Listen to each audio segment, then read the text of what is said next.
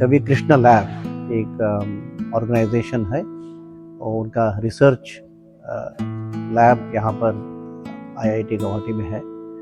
तो उनसे ये आज का कार्यक्रम आयोजित किया गया था कि वर्ल्ड इंडिजिनस डे जो यूएन से माना गया है कि जो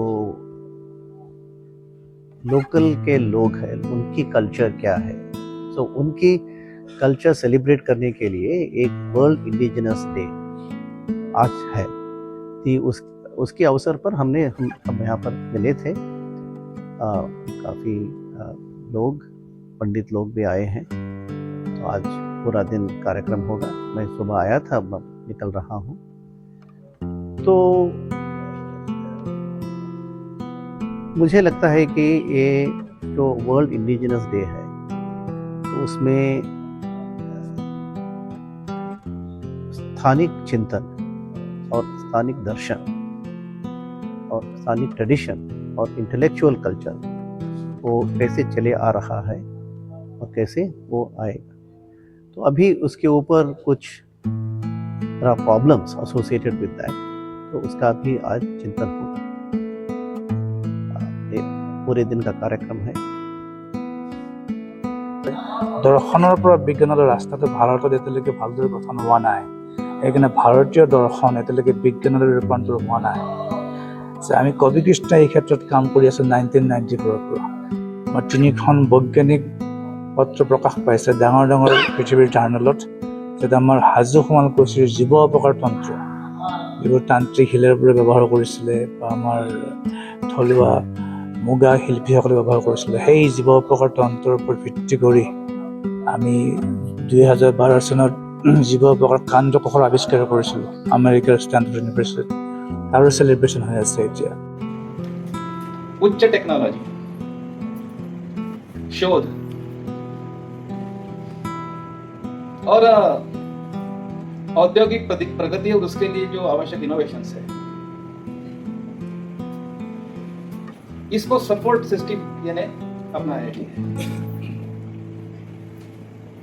और आईआईटी ने इसमें अभूतपूर्व काम भी किया है। और भारत के जो आईआईटी है इसमें इसका दुनिया में नाम भी है। और असंख्य ऐसे इंजीनियर्स, इनोवेटर्स सारी दुनिया में फैले हैं जिसको आईआईटी ने पैदा किया है।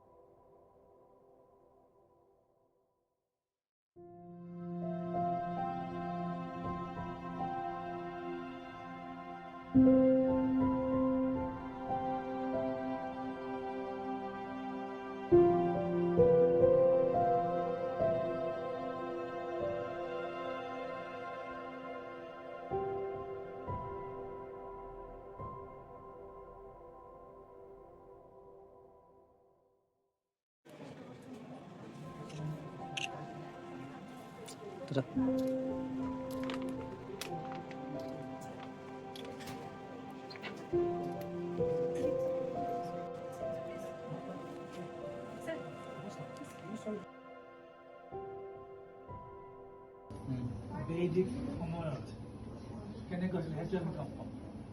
এইটোক আমি নাম দিছোঁ বৈদিক চিল্ক ৰোড। সেইটো নয়নদাৰ খুব মানে